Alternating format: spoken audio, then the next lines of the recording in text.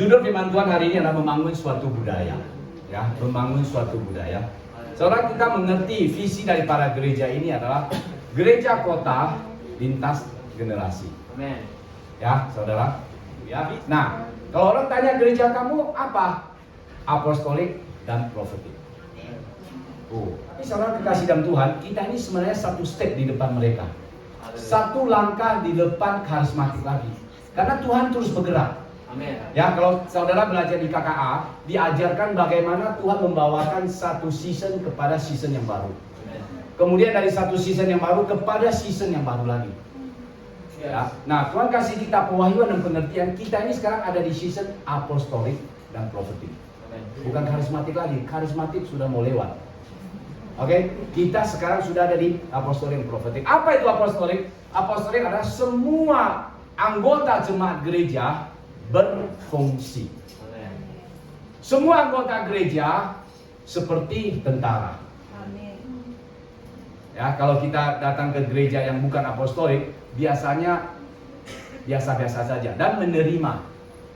Ya, dan menerima, tapi tidak terlibat di dalam kegiatan-kegiatan gereja. Tidak terlibat di dalam pelayanan-pelayanan gereja. Oke, itu yang sedang mau berlalu ini. Oke, tapi semakin kesini justru semakin dahsyat, tantangan kita semakin besar, saudara. Terakhir saya dengar di Inggris sana, ya di Eropa sana, itu sudah kekristenan sudah terus luntur, ya terus melemah.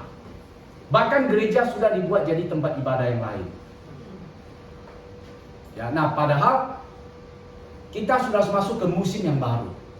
Nah, oleh sebab itu kita yang menerima pewahyuan dan pengertian ini, kita mengerti kita masuk ke musim yang baru, maka kita melakukan sesuai dengan musim yang baru ini. Amin. Nah, jadi kita ini semua tentara nih sebenarnya. Ya. Kemudian profetik itu apa? Bergerak berdasarkan tuntunan Tuhan Roh Kudus. Ya, bergerak berdasarkan tuntunan Roh Kudus. Maka setiap dari kita selalu udah baptis bahasa roh belum? Oke, kita harus segera baptis Roh Kudus, bukan bahasa roh. Segera baptis Roh Kudus supaya kita bisa in dengan Roh Kudus. Supaya ketika Roh Kudus bicara, kita bisa mengalir bersama dengan Roh Kudus. Ya, Tuhan bicara dalam hati kita bergerak. Nah, bergerak berdasarkan tuntunan Roh Kudus itu namanya profetik. Jadi apostolik profetik, ya. Nah, karena gereja kita seperti itu, maka harus punya budaya-budaya yang melengkapi itu. Ya, saudara, budaya-budaya yang melengkapi itu sehingga visi yang besar ini bergenerasi ini terjadi. Amin.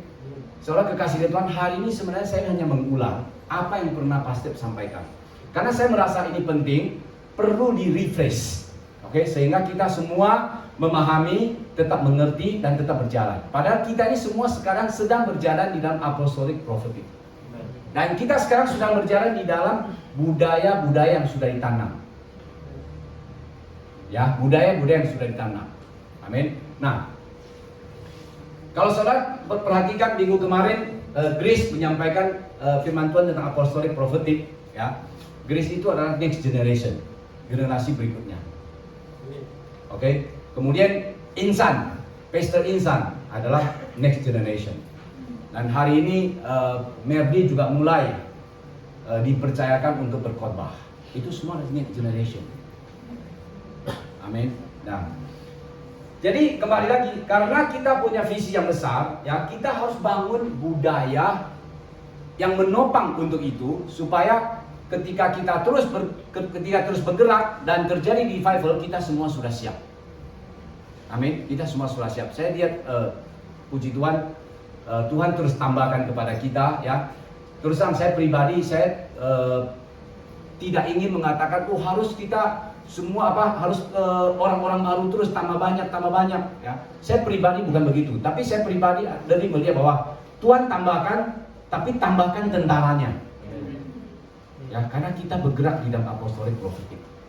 Oke. Nah, puji Tuhan, orang-orang yang datang mau dimuridkan, mau bergabung dalam komunitas, mau sel, ya. Kemudian angkatan-angkatan berikutnya yang seperti sekarang ini terus bertumbuh dan terus menangkap visi Tuhan. Dan nanti kalau orang baru datang lagi, kita siap untuk menampung dan melayani mereka. Amin. Karena tujuan daripada kita semua terakhir adalah amanat agungnya Tuhan. yaitu pergi jadikan segala bangsa murid Tuhan. Ini adalah apostolik prophetic. Bagaimana saya bisa pergi kalau saya nggak bergerak? Bagaimana saya bisa pergi kalau saya tidak pernah memenangkan atau melayani orang lain? Betul? Betul? Nah, makanya saya harus pergi. Ya. Nah, oleh sebab itu kembali bicara tentang budaya. Jadi setiap gereja itu punya budaya. Nah, kalau budaya profetik apostolik kita, kita punya budaya sendiri. Apa itu budaya? Contoh, kalau dalam rumah tangga kita, ya, kita juga punya budaya. Budaya saya apa? Oh, budaya saya itu saya ingin bangun ada waktu makan bersama. Itu budaya. Ya. Apa itu budaya? Ini contoh budaya. Ya. Jadi saya bangun di dalam rumah tangga saya ada waktu makan bersama seminggu berapa kali. Ya semua orang sibuk, oke, tapi kita bisa atur. Ya. Nah ada budaya yang orang rumah tangga makannya sendiri-sendiri, dan mereka oke. Ya itu mereka. Ini yang saya kasih contoh, ini adalah contoh budaya. Saya nggak membahas tentang itu benar apa tidak hari ini, tapi saya sedang membicarakan bahwa contoh budayanya seperti itu. Amin. Nah, dan kita juga punya budaya. Amin. Ya. Nah, beberapa budaya yang kita sedang jalan dan akan di-refresh, maksudnya diingatkan kembali kepada kita semua, ya. Ada pertama, itu budaya mempunyai visi. Ya, yang pertama, budaya mempunyai visi. Setiap kita Tuhan kasih visi. Setiap kita. Cuma Anda sadar atau nggak sadar, atau Anda biasa-biasa aja, ya, atau Anda menangkapnya kemudian melakukannya, ya, sadar nggak sadar, kira-kira begitu ya. Tapi hari ini saya ingin kasih tahu bahwa setiap kita Tuhan kasih kita punya visi. Kita buka di Kejadian 13 ayat 5 sampai 15. Saya mau kasih salah satu contoh tentang Tuhan kasih visi. Kejadian 13 ayat 14 dan ayat 5 sampai 15. Bisa buka. Kita akan baca sama-sama. Oke. Yang laki-laki kita bacakan Jill, yang genap biar wanita yang baca. Ya, 1, 2, 3. Juga Lot yang ikut bersama-sama dengan Abram mempunyai domba dan lembu dan kemah.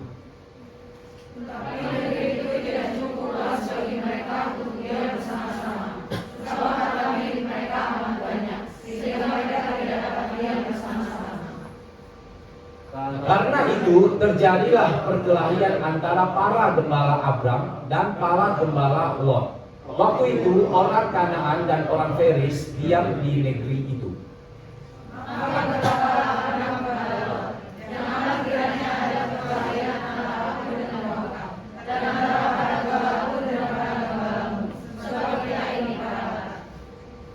Bukankah seluruh negeri ini terbuka untuk engkau? Baiklah, pisahkan dirimu daripadaku. Jika engkau ke kiri, maka aku ke kanan. Jika engkau ke kanan, maka aku ke kiri.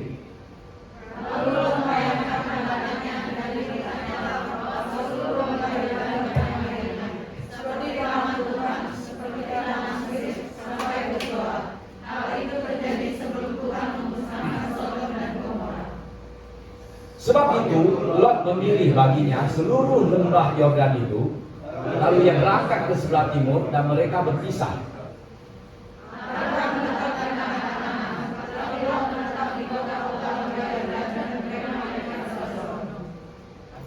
Adapun orang Sodom sangat jahat dan berdosa terhadap Tuhan.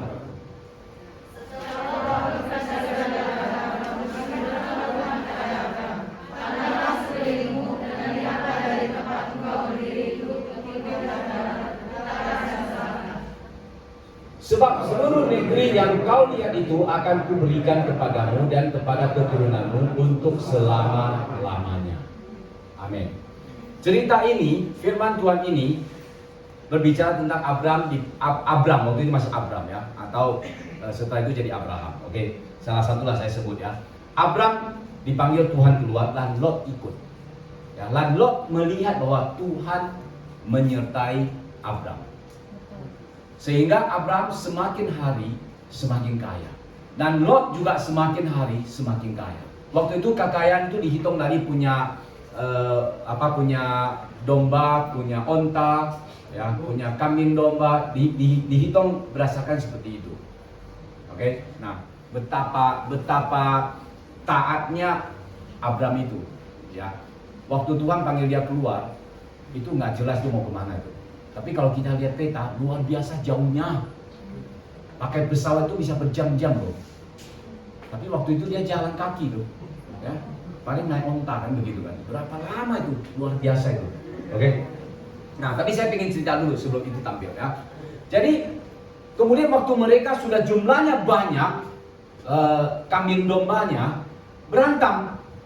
Ya, tadi ya tertulis ya, berantem gembala sama gembala.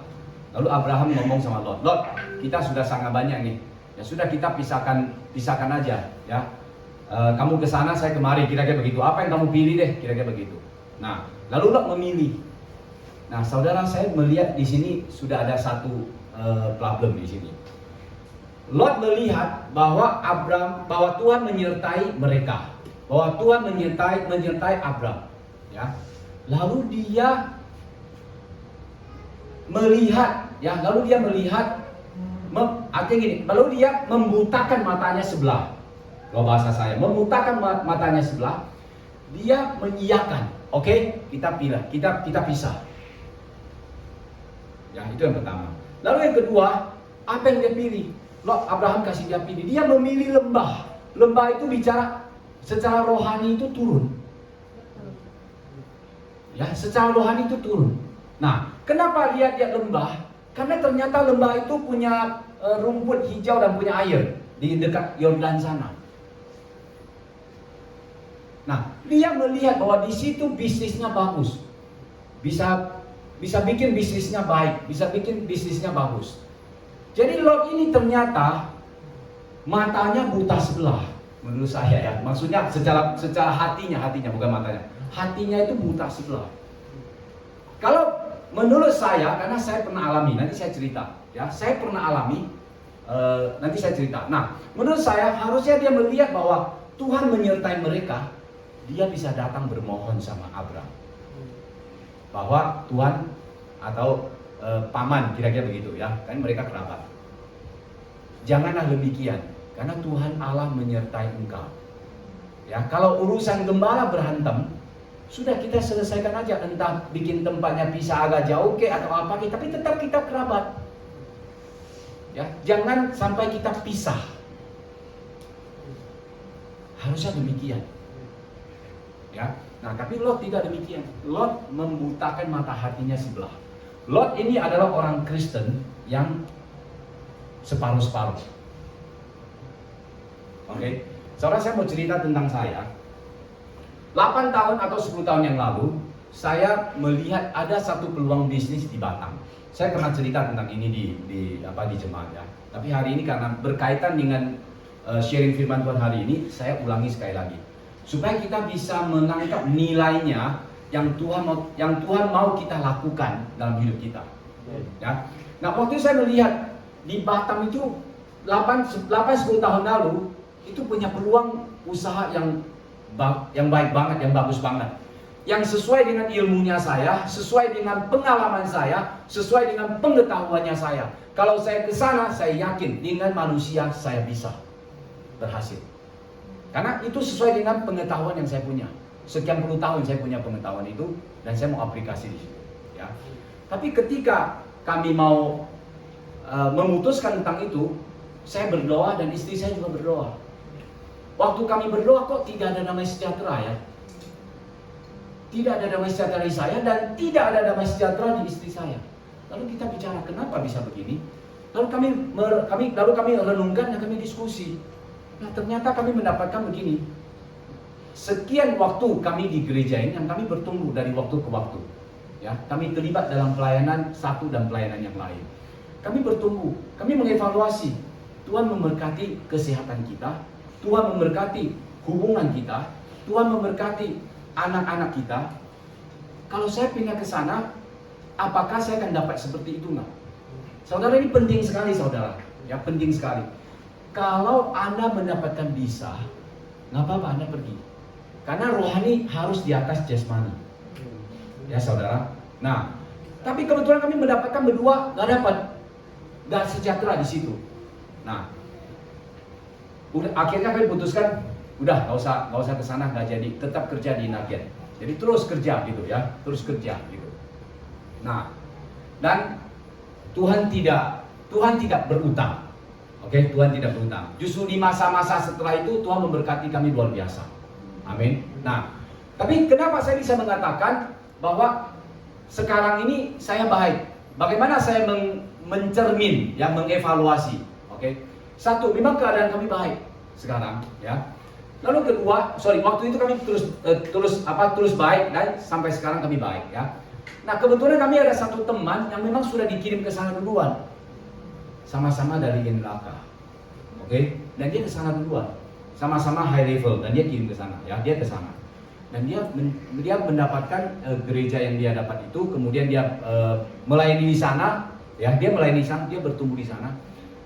Hanya satu kekurangan yang dia beda sama saya, yaitu bicara tentang keluarga. Ketika kami ketemu waktu-waktu sebelumnya, ya, waktu-waktu yang lalu, ya, dan kami juga baru ketemu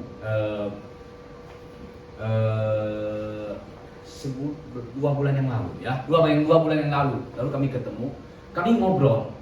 Wah, nilainya jauh banget bedanya. Oke, kami tidak memuji kami, ya, tetapi saya ingin cerita ini maksudnya kesaksian nyata, saudara, kita bisa belajar sama-sama. Amin, ya. Nah, jadi Lot memilih untuk ke sana. Ya, dan kita bisa melihat kisah akhirnya seperti apa. Lot begitu nyampai ke sana, dia tahu orang Sodom itu jahat dan berdosa sama Tuhan, tapi dia tidak balik. Dia terus ngotot di situ. Betul? Dia terus ngotot itu di situ. Sampai akhirnya Tuhan menghancurkan Sodom, dia masih di situ. Betul nggak?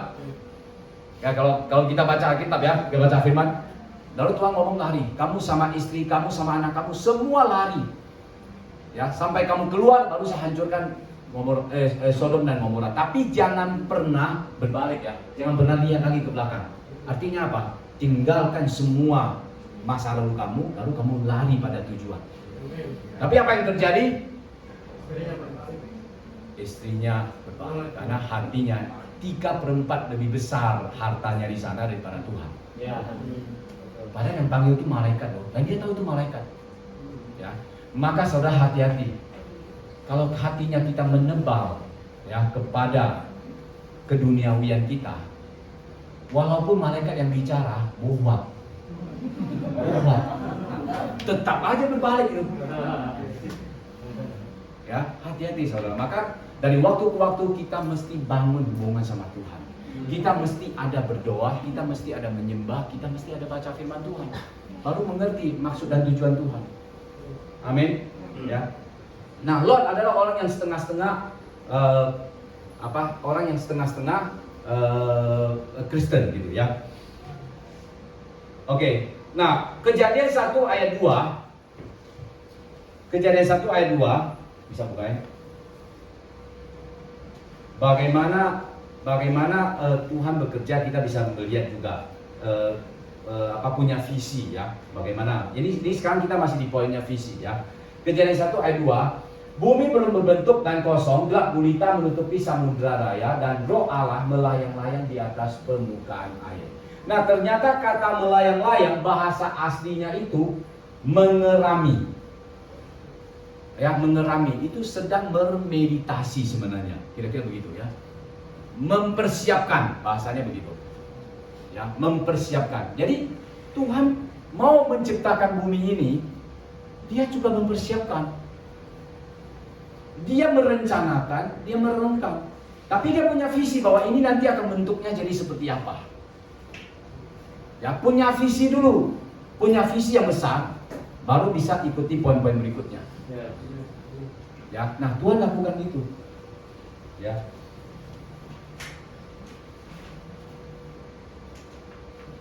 Nah, bagaimana dengan kita, ya? Bagaimana dengan kita? Setiap kita, tadi saya sampaikan bahwa setiap kita Tuhan memberikan visi dalam hidup kita. Ya, saudara, nanti kita akan renungkan sebentar apa yang Tuhan taruh dalam hati kita untuk visi dalam hidup kita. Ya, nanti kita akan sampai pada poin itu, ya. Tapi saudara, sebelum ke situ saya ingin sampaikan bahwa kita ini Tuhan ciptakan kita ini dahsyat dan ajaib. Ya. Di Mazmur 139 ayat 14. Mazmur 139 ayat 14. 139 ayat 14 ya.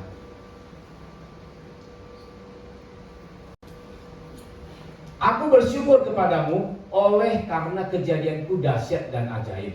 Apa ajaib apa yang kau buat, dan jiwaku benar-benar menyadarinya.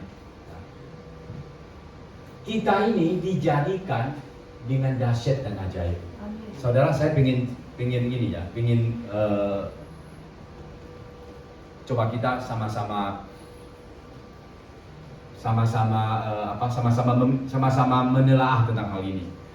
Saudara, waktu kita masih di dalam kandungan ibu kita, ya, kita ini hanya berbentuk embrio, kemudian berkembang dari waktu ke waktu, ya, terus berkembang dari waktu sampai 9 bulan, dan kita hidup di dalam air, dan kita tidak memakai nafas, nafasnya dari tali pusat, betul? Wah, ini kok kayak di kelas ini. Saya kasih tahu kiri kanan, ini bukan di kelas ya. Nah, saudara perhatikan baik-baik. Ini adalah satu tempat, ya, satu tempat yang Tuhan tempatkan kita di situ. Oke? Itu sudah ajaib, itu sudah ajaib ya. Kemudian ketika kita lahir, apa yang terjadi? Langsung tali pusarnya dipotong. Oke? Kemudian kita langsung bernafas dari hidung kita. Lalu bayi itu nangis karena kagetnya setengah mati gitu. Wah, kok tiba-tiba begini gitu kan? Langsung perubahan langsung nafasnya langsung dari nafas dari hidung dia kaget gitu. Wah gitu kan? Kaget kira-kira begitu. Itu satu tempat yang lain lagi, saudara. Ini mencerminkan bahwa memang ada tempat-tempat, ya, ada tempat-tempat yang Tuhan sudah siapkan. Ada tempat waktu kita menjadi embrio, ada waktu tempat kita menjadi bayi dan bertumbuh menjadi manusia dewasa, dan ada tempat di surga untuk kita. Dalam sekejap, begitu dia lahir, 9 bulan dia lahir, dalam sekejap, set, berubah, tali pusatnya dipotong. Langsung bernafas dari hidung. Gak ada yang protes. Pak, gak bisa Pak, saya tetap mau di tali pusat. Gak ada cerita. Karena kamu sudah berpindah tempat. Betul? Kamu sudah pindah tempat, kamu udah harus masuk metode yang baru di tempat baru itu. Nah, ketika kita selesai juga dalam sekejap, nafasnya berhenti dan dikasih tubuh yang baru dan bersama dengan Tuhan. Sekejap aja semua berubah. Ya, amin. Nah, jadi kita ini ajaib, saudara. Karena kita ini dahsyat dan ajaib, maka Tuhan kasih visi dalam hidup kita ini juga dahsyat dan ajaib. Jangan jadi manusia biasa-biasa. Amin. Tuhan kalau taruh visi dalam hidup kita, kejar visi itu. Nah, bagaimana kita mengejar visi itu? Maka kita akan masuk ke poin kedua. Harus terencana. Ini budaya yang kita mau bangun ya, bukan yang sedang bangun dan kita akan perkuat, akan terus kita bicarakan ya. Jadi yang pertama, setiap kita harus punya visi. Tuhan taruh visi dalam hati kita. Amin. Oke. Poin kedua, rencana. Nah, sebelum kita masuk ke rencana, apakah saudara semua siap dengan handphone, dengan catatan? Siap. Ah, siap nggak? Siap. Oke, kalau siap, saya pengen begini. Kita berdoa sebentar, ya. Apa yang Tuhan taruh dalam hati kita untuk visi, untuk hidup kita. Nah, visi itu bisa macam-macam, ya. Contoh, kalau Tuhan taruh dalam hidup saya kasih contoh ya. Kenapa saya keluar dari pekerjaan saya? Padahal pekerjaan saya itu sudah sangat mapan, ya. Banyak orang ingin menuju ke tempat yang saya duduk itu. Tapi kenapa saya memberikan begitu aja? Karena saya punya visi. Ya, saya tahu bahwa Tuhan mau saya melayani lebih.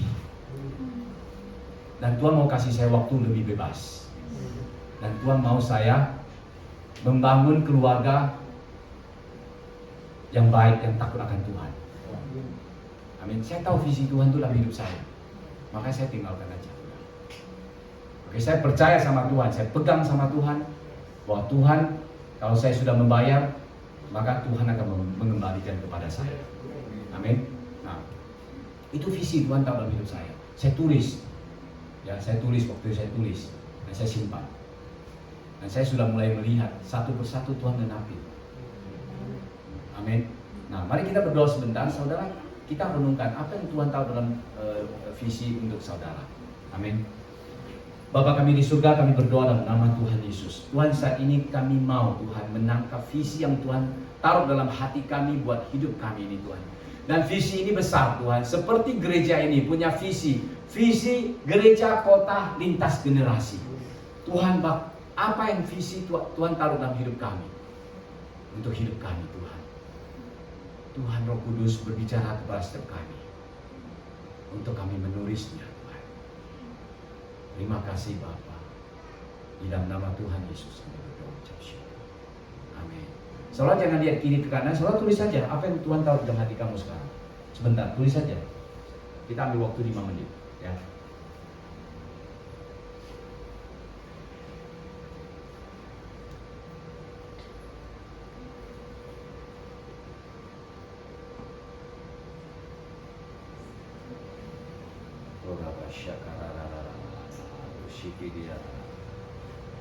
Syikiria. Kalau belum dapat doa sebentar. Iraba syakarana. Syikiria lala. Syakarana. Syikiria lala. Syakarana. Syikiria lala. Ukarana rabo syakarana. Papa syikiria. Syikiria lala. Syikiria lala. Syikiria syakarana. Ukarana syikiria. Syikiria. Oke, cukup? Cukup atau bingung?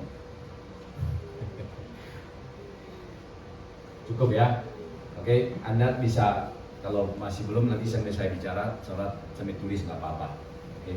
Nah, poin yang kedua adalah rencana, ya. Untuk membangun gereja kota lintas generasi, ya. Di gereja ini punya visi, kita bangun budaya visi, kemudian kita bangun praktekin budaya merencanakan, ya. Nah, saya ingin cerita. Waktu Pastor Eric, ya foundernya New Life, Pastor Eric semua ada yang ini banyak yang kenal Pastor Eric ya, tahu Pastor Eric? Fotonya ada di bawah juga, ya. Yang dipanggil oleh Tuhan pada umur 20-an dari Amerika, kemudian datang ke Indonesia dan dia merintis di Indonesia. Ini orang nekat juga nih. Oke, datang sama istrinya, orang nekat. Nah, saya melihat dia punya cara, ya, dia punya cara untuk menggenapi visi yang besar itu dengan cara merencanakan. Dan dia punya budaya merencanakan yang baik. Jadi waktu dia mau ke Indonesia, waktu kami ngobrol sama mereka, ya, mau ke Indonesia maupun mau ke Vietnam, mau ke Cina gitu ya, dia selalu pertama mempelajari budayanya pada negara itu, ya, bagaimana tatanan sosialnya, bagaimana politiknya negara ini, bagaimana keamanannya, security-nya negara ini seperti apa, dia pelajari. Lalu yang kedua, dia belajar bahasanya, ya, merencanakan dengan baik, dia belajar bahasanya. Nah, ketika dia akan datang, minimal dia sudah menguasai sedikit bahasa Indonesia dengan baik, dan dia mengerti kalau datang ke sini dia mesti bagaimana, karena dia tahu sosial budayanya, ya. Dia merencanakan dengan baik, lalu dia datang. Dan baru ada hari ini, saudara, baru ada hari ini kita di tempat ini. Kita ini adalah cucu yang kesekian, ya, cucu yang kesekian. Kalau saudara ada yang bersama dengan kami dulu itu ada GAP, ada Morning Star, ya, ada Maranatha, macam-macam. Oke, mereknya beda, tapi spiritnya sama seperti ini. Kalau sama Tuhan tuh on fire itu. Amin. Nah, kita ini cucunya nih. Ya, ini salah satu contoh. Nah, contoh yang kedua adalah Yesus. Yesus mendapat visi yang besar dari Bapanya di surga. Ya, sebenarnya mereka itu Tritunggal. Ya, mudah-mudahan nanti ada kesempatan orang bisa mengupas tentang Tritunggal supaya kita juga paham. Oke? Tapi saya hari ini nggak bahas tentang itu. Saya hari ini mau bahas tentang Yesus dapat visi dari Allah Bapanya untuk datang ke dunia. Visi utamanya apa? Menebus dan menyelamatkan manusia. Karena Tuhan tahu bahwa manusia nggak sanggup untuk sendiri bisa datang ke surga, nggak bisa. Harus ada penebusan. Amin. Karena manusia lemah. Kedagingan kita ini lemah, mudah jatuh dalam dosa. Ya. Nah, jadi Yesus dapat visinya dari Allah Bapa bahwa visi besar dia adalah menebus dan menyelamatkan. Dengan cara bagaimana? Mati di atas kayu salib. Itu visinya dia. Lalu Yesus mempersiapkan 30 tahun dengan baik. Ya, 30 tahun dengan baik Yesus mempersiapkan itu. Lalu 3,5 tahun 3,5 tahun Tuhan mempraktikkan itu, memuridkan 3,5 tahun. Ya, mempersiapkan fase kedua untuk selanjutnya setelah dia mengenapinya ada yang meneruskan. Soalnya lihat ya, Yesus sendiri aja perlu persiapan, apalagi kita. Setuju?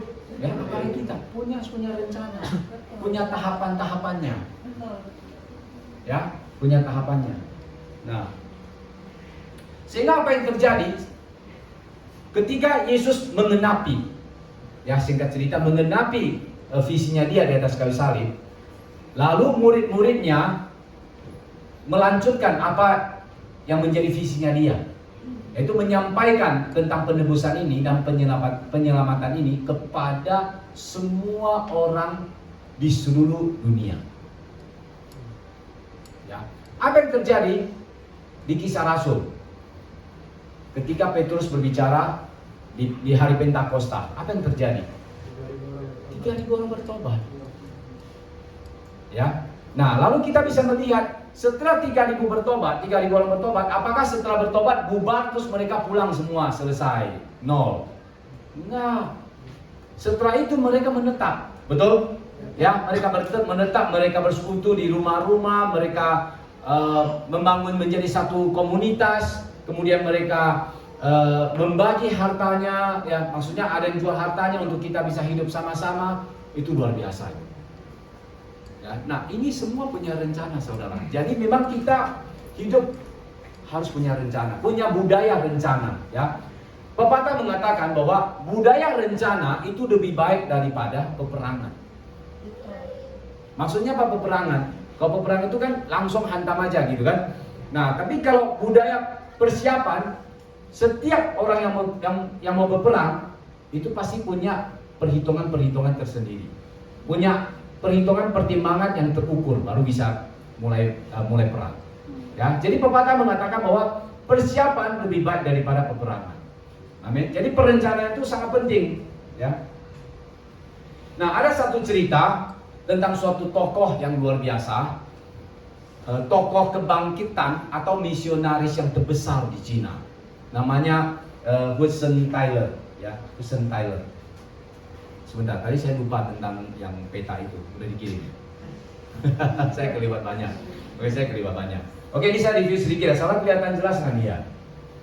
Jadi saya meneliti bahwa sebenarnya waktu Abraham dipanggil keluar, waktu nenek moyangnya Abraham itu tinggalnya di Kuwait, di sini, di Kuwait ini.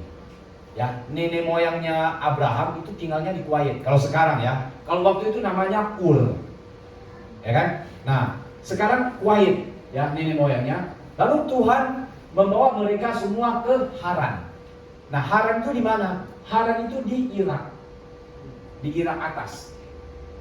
Ya, di Irak atas. Nah, di sinilah Abram dipanggil Tuhan keluar untuk ke tanah Kanaan. Tanah Kanaan itu di sini. Israel itu di sini. Ya, di sini. Jadi ke sini. ini peta bro, ini jauh, ini skalanya gede banget nih. Ya, jadi jangan dia cuma satu stick drum gitu kan. Luar biasa bro. Ya. Nah, dari ya oke. Dari sini terus mereka dipanggil untuk ke sini, ya, ke Israel. Nah, perjalanan yang cukup luar biasa, yang cukup jauh, ya saudara ya. Tapi Abraham taat dan dia jalan, dan Tuhan menyertai dia. Ya, ini peta yang sekarang. Nah, sekarang ke Hudson, ya, Hudson Taylor. Coba next ke fotonya. Nah, ini orangnya. Ya, saya mau cerita. Ini adalah misionaris terbesar di Cina, saudara. Ya, misionaris terbesar di Cina. Kenapa saya mau cerita ini? Karena dia merencanakan dengan baik. Oke, nah, Hudson Taylor ini lahir di tahun 1832. Ya, 1832. Bapaknya namanya James Taylor. Ini saya cerita ya. Nah, jadi bapaknya ini ahli farmasi dan orang yang kelas menengah ke atas, kira-kira begitu. Oke. Waktu kecil bapaknya punya hati misi. Lalu dia sampaikan ke Hudson ini, ya. Dia cerita tentang misi, tentang hati misi, lalu dia ajarkan firman Tuhan. Tiap hari ajarkan tentang ayat-ayat firman Tuhan kepada dia, kepada Hudson ini. Nah, kemudian umur 5 tahun, si Hudson ini udah punya hati, pengen bahasanya itu pengen utusan Injil, ya, pengen jadi seorang utusan Injil, ya, hatinya sudah ada. Nah, sampai umur 17 tahun dia lahir baru. 17 tahun dia lahir baru. Kemudian umur 19 dia sudah mulai mau terlibat dalam misi. Lalu dia ambil jurusannya seperti bapaknya, farmasi. Ya. Kemudian dia merencanakan dengan baik karena Tuhan taruh negara Cina itu di hatinya dia. Dia mau misi ke Tiongkok. Ya, ke Cina gitu. Nah, lalu dia mempersiapkan dengan baik karena dia ini di Inggris, lahirnya di Inggris, ya. Inggris tahun 832 itu Inggris lagi jaya itu, dia justru lagi jaya, lagi top, ya, mau perang dunia pertama itu. Nah, lagi top itu. Nah, kemudian mau ke Cina. Nah, waktu itu Cina sedang sedang dalam keadaan miskin, ya, sedang dalam keadaan miskin. Dan perang saudara. Nenek moyang saya datang dari China itu tahun 19-an. Tapi tahun 18-an itu juga banyak yang sudah mulai mutasi keluar, ya, dari China. Nah, jadi dia mempersiapkan dengan baik. Kalau dari Inggris, negara maju, langsung ke negara yang sangat kumuh, bagaimana cara hidup. Dia merencanakan bekerja dengan seorang dokter yang di tempatnya kumuh. Aku minum sebentar ya.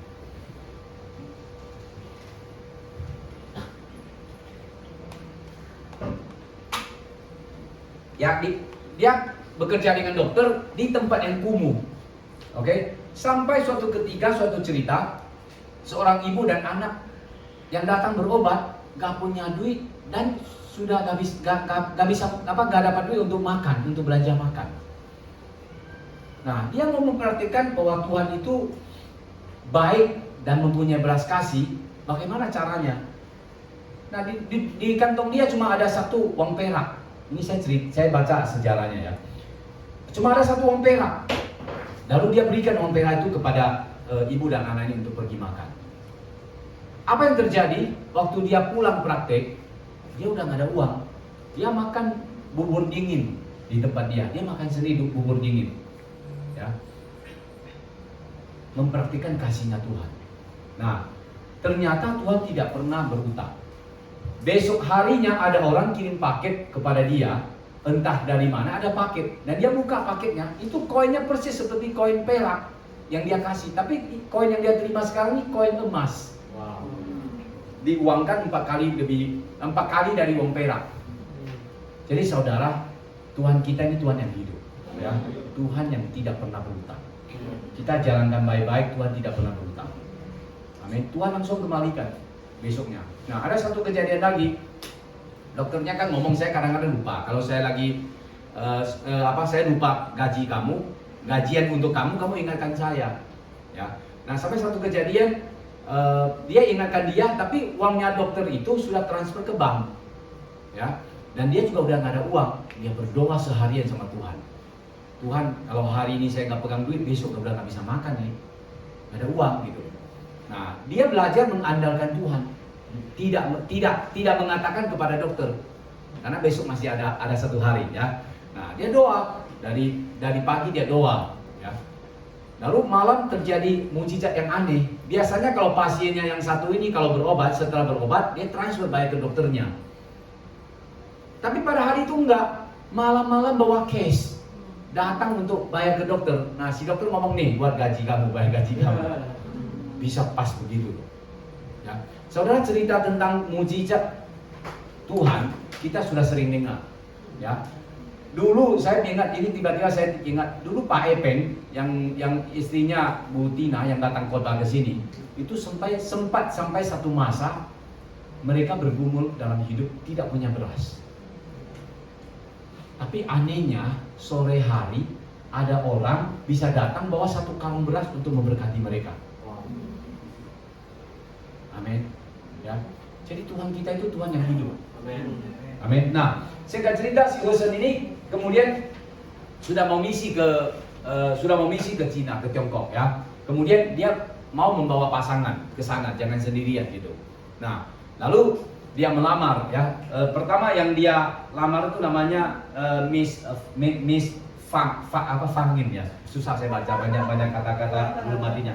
Fangin gitu ya. Nah, orang ini tidak bersedia untuk ikut ke Cina, sehingga nggak jadi. Dia mau melamar tapi nggak jadi. Kenapa? Karena tidak sevisi. Ya, maka ini penting sekali youth yang belum ya. Kalau kami kan terlanjur, dulu terlanjur gitu ya. Kalau youth sekarang masih dapat orang yang memang sevisi. Amin. Yang sevisi dengan kalian sehingga kalian menjalankannya itu sevisi, tajam dan ringan. Amin. Kebetulan kita ini semua dipulihkan baru bisa mulai tajam lagi. Kalau dulu kan tumpul banget kan. Yang ada cuma berantem. Ya kan? Nah, kemudian yang kedua, dia melamar lagi yang kedua namanya Elizabeth, ya, Elizabeth. Nah, si Elizabeth ini gak suka, dia pakai baju kungfu Cina. Dia kan mau ke Cina, dia pelajari budayanya kan, dia pakai baju budayanya Cina gitu kan. Nah, si calonnya ini gak suka, ya, nah, akhirnya gak jadi, ya. Lalu yang ketiga namanya Maria. Nah, Maria ini ternyata seorang misionaris. Nah, berarti pas ini, cocok nih, ya, pas. Kemudian mereka jadi nikah, lalu mereka berdua pergi misionaris ke Tiongkok. Ya, nah si Maria ini karena dia guru, dia mulai mempraktikkan ilmunya di situ. Kemudian mulai membuka sekolah untuk mengajarkan wanita di Tiongkok. Kayak kita di Indonesia ini Raden Ajeng Kartini, ya kan? Nah, itu kan mengajarkan wanita supaya jadi pintar. Jadi memang waktu dulu itu wanita itu second class, gitu. Nah, dia mulai membuka sekolah, terus membuat sekolah di situ, ya. Tapi apa yang terjadi? Ternyata terjadi penganiayaan. Ya, ternyata terjadi penganiayaan dan sekian lama mereka di sana selama 51 tahun, ya. 51 tahun si Hudson ini misionaris di Cina. Dan dia punya anak 2 meninggal di Cina, dan istrinya Maria meninggal juga di Cina. Dan akhirnya dia menikah lagi dengan yang namanya Jenny, ya, namanya Jenny. Jadi, oke, nah Tuhan berkati dia luar biasa. Tuhan berkati dia selama 51 tahun, ya, dia mengelilingi seluruh Cina. Kemudian dia mendirikan suatu misi namanya Inland Mission di Cina dan mengirimkan 849 misionaris. Ya, artinya ada misionaris datang ke Cina, dia fasilitasi. 849 misionaris. Kemudian dia menghasilkan 700 gembala. Orang lokal asli, orang Cina jadi gembala. 700 orang gembala. Kemudian dia punya jemaat 125.000 jemaat yang tersebar, Oke, bukan suatu gereja 125, bukan, tersebar. Nah, Hilson tercatat sebagai misionaris terbesar di Cina. Ya, dimulai dari apa? Dimulai orang yang merencanakan dengan baik. Amin. Dimulai dengan orang yang merencanakan dengan baik. Ya, saudara, kalau kita merencanakan dengan baik, maka Tuhan akan turut bekerja. Amin. Itu yang kedua. Nah, yang ketiga adalah bicara tentang disiplin. Budaya yang ketiga yang sedang kita bangun dan yang sudah kita bangun adalah disiplin. Ya, disiplin ini sangat penting. Kenapa? Soalnya kalau perhatikan baik-baik, disiplin yang kita bangun, ya, kita terus memotivasi untuk kita bisa baca firman Tuhan, bisa berdoa, bisa menyembah. Betul? Bangun disiplin ini supaya rohani kita kuat. Kita ini tidak tahu kapan akan ada banjir, kapan akan ada angin ribut. Kalau kita nggak kuat, rumah itu bisa roboh. Ya, saudara. Jadi kita disiplin untuk baca firman Tuhan, untuk merenungkan, untuk berdoa, supaya rohani kita ini kuat. Kalau banjir itu datang, kita kuat, kita membangun di atas batu karang. Ya, ini budaya yang ketiga. Nah, kalau saudara lihat ya, kenapa kita cukup disiplin ya? Kalau kita saudara lihat tim musik kita di sini, oke? Kenapa tim musik di sini kok nggak ada yang main drum? Ya, padahal kalau kita mau datangkan pemain drum itu bisa, oke? Itu bisa, kita bisa bayar pemain drumnya datang, bisa. Tapi bukan itu budaya kita. Ya, setiap orang yang melayani di sini itu sudah bisa mempertanggungjawabkan hidupnya, sehingga orang melihat gitu. Karena ini akan membawa atmosfer kepada orang yang melihat gitu. Ya, nah makanya kita nggak sembarangan. Ya, begitu juga pembicara, tamu pembicara. Ya, kita kalau undang tamu pembicara, kita undang yang nilainya kita tahu. Ya, kita undang yang buahnya kita tahu. Contoh Pastor Ayub, ya kan, Pastor Michael. Kita tahu buahnya. Orang ini berbuah dan orang ini hidup dalam kebenaran. Ya, sehingga dia sampaikan firman Tuhan kepada kita bisa makan dengan baik. Karena ternyata saya juga repot kalau dia sampaikannya nggak benar. Besoknya saya mesti meluluskannya itu susah-susah gampang. Karena sekali masuk, racun masuk. Nah, dia kalau racunnya tajam, mulai membuat otak ini kacau gitu. Ya kan? Susah saya bersihinnya. Pakai alkohol yang level berapa gitu kan, susah. Ya. Nah, jadi makanya pembicara di sini juga hati-hati diseleksi, ya. Tapi yang kedua, karena kita apostolik dan profetik, maka kita berusaha untuk membangkitkan generasi berikutnya atau yang sekarang ini, ya, dan yang berikutnya, supaya kita bisa sendiri memberikan makan kepada masing-masing. Amin, ya. Masing-masing kita dapat nilainya yang benar. Makanan di rumah itu lebih sehat daripada jajan di tempat lain. Setuju nggak? Kalau junk food terus, ya saya nggak sebut merek ya, yang cepat saji, kolesterolnya cepat naik. Tapi kalau makan di rumah, masakan mama, ya sehat. Ya kan, micinnya dia udah atur, garamnya dia atur. Kalau di situ kan yang penting gurih. Ya kan, dikasih apapun pokoknya dikasih tapi gurih. Nah itu nggak sehat hidup. Ya.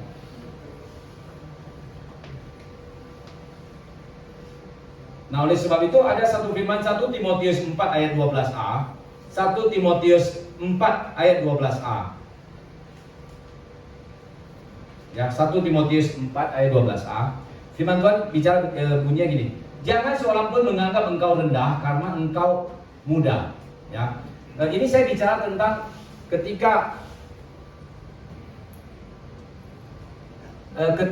seseorang yang muda, ya, berkhotbah di sini atau sharing firman Tuhan di sini, ya, saudara, kalau kita sudah mengizinkan orang khotbah di sini, itu berarti sudah lewat sensor, kira-kira begitu. Ya, kita tahu bagaimana dia hidup, dia buahnya seperti apa, ya. Dan saudara juga tahu kalau gereja kita yang ada masalah itu suka disabaltikan dulu, betul. Dipulihkan dulu baru naik lagi. Ya, jadi kalau yang berdiri di sini, mau dia muda, mau dia setengah muda, kalau dia sedang sharing, perhatikan baik-baik. Ya, itu Tuhan sedang lewat dia untuk menyampaikan sesuatu. Amin. Ya. Nah, kemudian lanjut lagi, budaya disiplin yang selanjutnya adalah budaya untuk tidak datang terlambat, ya saudara. Nah, ini penting saudara. Kenapa saya mau sampaikan juga tentang ini? Mau mengingatkan kepada saudara, karena kalau kita datangnya sebelum kebaktian, kemudian kebaktian mulai, kita bisa ikut menyembah dengan penuh hadirat Tuhan. Betul, bisa menikmati hadirat Tuhan. Ya, itu yang penting pertama. Kedua, kalau kita terlambat, kita juga mengganggu orang lain yang sedang menyembah. Betul? Ya. Nah, maka berusahalah untuk jangan sampai terlambat, ya. Tapi kalau sampai terlambat gimana ya? Tetap datanglah. Cuma ini kan himbauan. Oke? Tapi kita menghargai dan menghormati hadirat Tuhan. Belajar untuk hal itu. Amin. Saya tadi lihat semuanya luar biasa. Begitu mulai semuanya sudah langsung komplit gitu. Luar biasa. Saya melihat, saya harus ngomong terus terang ya. Saya pernah hadir di gereja lagi. Begitu kita mulai, cuma sedikit gitu loh. Terus nanti mulai datang. Tahu-tahu setengah jam kemudian penuh. Gitu. Saya sebenarnya sedih gitu. Kenapa kita hadir untuk menghadap Tuhan, ke rumah Tuhan, kok telat gitu loh. Kalau hari ini kita mau hadir pestanya anak Jokowi nikah, nggak ada yang berani telat. Betul nggak? Tuhan di atas Jokowi nih saudara. Kita punya persepsi demikian, ya, sehingga kita bisa menghargai dan menghormati, ya. Nah, kemudian yang kedua kita juga ingin mulai mempraktikkan hari ini kita mempraktikkan setelah kita sel selesai, kita mau ada sel kumpul, ya. Maksudnya satu sel itu kumpul. Coba kita evaluasi hari ini kita dapat apa satu dengan yang lain. Oke, kemudian kalau orang baru bisa dilayani. Ya, jangan langsung selesai, haleluya, langsung tetap pulang gitu. Kayak nggak ada komunitas, ya. Jangan, tetap ada komunitas, kumpul ngobrol. Yang nggak ada sel nggak apa-apa, datang satu sel aja ngobrol dekat gitu, ya. Barang 10 menit baru pulang. Oke, jadi ada kehangatan, ada keluarga di situ. Ya, kita akan mulai hari ini. Tadi saya udah telepon ke pemimpin selnya untuk bantu untuk dalam hal ini. Nah, kemudian ke sel, ya, di sprint ke sel. Oke, saya mulai cepat satu-satu ya, di sprint ke sel. Nah, di sprint ke sel ini usahakan sel juga tepat waktu, ya, supaya orang lain nggak menunggu gitu. Kita bisa mulai, ya. Kalau memang nggak bisa, kita nggak bisa jam 7 mulai, kita ngomong jam 7 saya masih begini, nggak bisa, ya kan? Kita mulai setengah 8 aja. Sepakat setengah 8 mulai.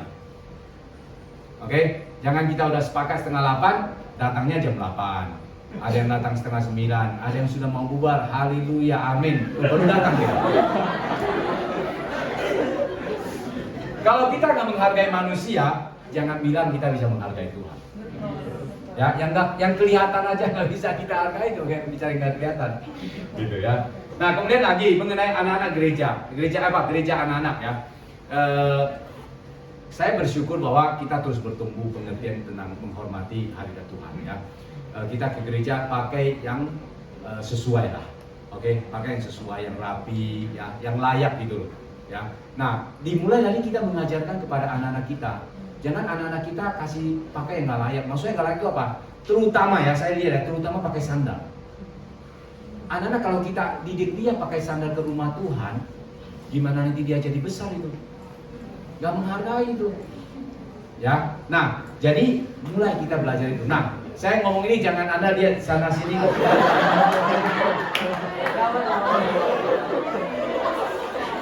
Ini dia siapa pakai sandal kan? Enggak, saya nggak ngomong hari ini. Saya nggak ngomong hari ini ya. Tapi saya ngomong minggu depan. Intinya saya adalah pakai yang layak ke rumah Tuhan. Nah, poin yang keempat adalah berfungsi. Ya, saudara, poin yang keempat adalah berfungsi.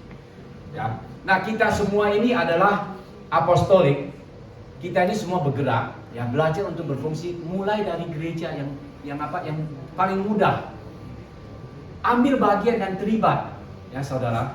Di situ kita dilatih karakter, dilatih dedikasi, dilatih kepedulian, ya, terhadap rumah Tuhan. Kalau kita belajar tentang hal ini, karakter yang terus menerus, maka menjadi suatu kebiasaan, akhirnya menjadi budaya dalam hidup kita.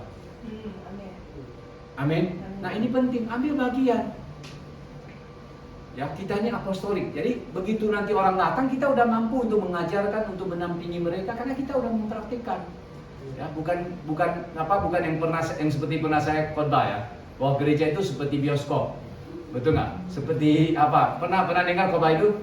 Kalau belum, besok saya khotbah lagi. Oke. Ya, berfungsi ya saudara. Oke. Nah, firman Tuhannya adalah di sini ya. Firman Tuhannya ada di sini. Di Kolose 3 ayat 23 24. Kolose 3 ayat 23 24. Apapun juga yang kamu perbuat, perbuatlah dengan segenap hatimu seperti untuk Tuhan dan bukan untuk manusia. Kamu tahu bahwa dari Tuhanlah kamu akan menerima bagian yang ditentukan bagimu sebagai upah. Ya, Kristus adalah Tuhan dan kamu adalah hambanya. Jadi apa yang kita lakukan ini saudara, Tuhan memperhitungkan saudara. Amin. Tuhan memperhitungkannya, Tuhan mencatatnya. Ya, jangan anggap enteng. Amin. Apa yang kita lakukan ini Tuhan melihat ya, Tuhan mencatatnya. Amin. Nah, poin yang kelima adalah komunikasi dengan kasih. Nah, ini penting sekali saudara. 5 budaya yang sedang kita bangun dan sedang kita lakukan ya di gereja apostolik profetik ini. 5 budaya, salah satunya adalah yang kelima ini, komunikasi dengan kasih. Ya, saudara, komunikasi dengan kasih itu begini maksudnya. Kita kan udah diajarkan bagaimana berkomunikasi dengan sesama ya. Kalau ada saudara yang kita tahu bahwa dia berdosa, kemudian kita bicara 4 mata dengan dia. Betul, bicara baik-baik. Ya, saya mengerti kalau dikoreksi itu nggak enak. Kenapa? Karena ada gengsi, ada sombong, macam-macam lah kira-kira begitu ya. Tapi enggak, kalau memang ini budayanya kita udah dekat ya. Jadi contoh saya sama Aleng ini udah dekat nih. Nah, saya tahu dia jatuh dalam dosa. Saya akan datang ke dia, saya akan nasihatin dia, saya akan bicara baik-baik sama dia. Tanpa membicarakan ke Winnie, ke Alex, enggak. Nanti jadi gosip, enggak. Saya akan bicara sama dia 4 mata. Ya, itu budaya komunikasi dengan kasih. Oke. Nah, kemudian kedua, kalau dengan otoritas kita kan mengerti, kita juga diajar bagaimana cara berbicara dengan mereka. Kalau kita ada ide, bermohon kepada mereka. Contoh, saya sudah berkali-kali sering komunikasi dengan pastor. Ya, saya ada ide, saya kasih tahu dia. Nah, kalau dia merasa bahwa ide ini bagus, dia ambil, dia pakai, syukur. Oke, tapi kalau dia ngambil, dia punya ide lebih baik, pakai punya ide dia, saya dukung. Oke, tapi kalau dia ngomong Salim belum waktunya, ya saya diam. Saya bermohon, saya kasih tahu dia. Gitu. Tapi saya berfungsi, punya inisiatif untuk menyampaikan. Gitu. Nah, saya berkomunikasi dengan kasih. Jadi tidak menghakimi. Begitu saya ngomong terus dia nggak lakukan, wah panas hati saya. Nah, mulai panas. Apa kata firman Tuhan? Apa kata firman Tuhan kalau hati udah mulai panas? Apakah kamu tidak bersuka cita kalau kamu sudah melakukan yang baik? Firman Tuhan ini kepada siapa? Kepada Kain. Kepada Kain, masih ingat nggak? Masih ingat ya. Kalau kamu udah melakukan yang baik, bersuka cita lah. Ya, urusan diterima apa enggak, urusan dipakai apa enggak, itu urusan dia sama Tuhan. Amin. Karena secara spiritual kita di dalam rohani, kita punya sikap hati yang demikian. Amin. Sehingga kita bisa terus bertumbuh di dalam Tuhan. Ya. Nah, kemudian budaya komunikasi yang lain yang kita bangun di gereja seperti welcome home, ya maksudnya ini bahasa kasih lah ya. Welcome home, saudara sering dengar kan? Ya, kemudian kita satu dengan yang lain, laki-laki kita suka hurt ya, suka peluk gitu kan, hangat gitu loh ya. Kemudian kita tos ya, kemudian kita mudah mengucapkan terima kasih ya, mudah memaafkan. Oh, kalau salah, sorry saya tadi salah keinjak kaki kamu ya. Oke ya gitu. Nah, terus kalau orang sudah minta maaf ya mudah memaafkan. Jangan begitu dia minta maaf, enggak, masih marah. Ya terserah kamu lah kalau masih marah. Hati-hati loh ya. Kalau saya udah melakukan yang baik, kamu masih tidak bersuka cita, hati-hati itu. Dosa udah mengintip tuh. Ya, kira-kira begitu. Oke, itu budaya-budaya yang kita akan praktikkan di tempat kita ya. Oke, kita mesti bangga dengan budaya kita yang kita sudah create ya, dan kita hidupi ya, kita hidupi 5 budaya ini, kita hidupi, kita praktikkan. Nah, karena sudah menjadi kebiasaan, nanti lama-lama jadi budaya buat kita. Amin. Amin. Coba kasih tahu kepada kiri kanan Anda, apa yang disampaikan ini kamu sudah ngerti belum?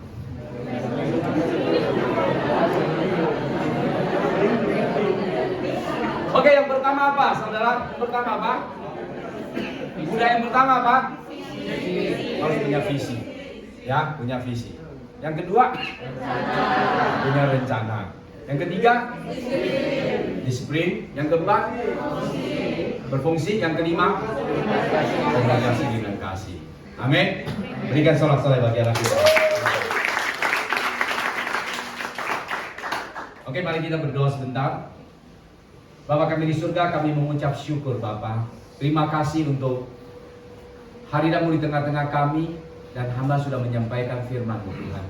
Tuhan, hamba berdoa, apa yang hamba sampaikan, firman-Mu ini bekerja di tengah-tengah kami, bekerja dalam hidup kami, memberikan kami pengertian, memberikan kami kewahyuan Tuhan, sehingga kami bisa melakukannya dengan baik. Berikan kami kekuatan Tuhan untuk melakukannya Bapa.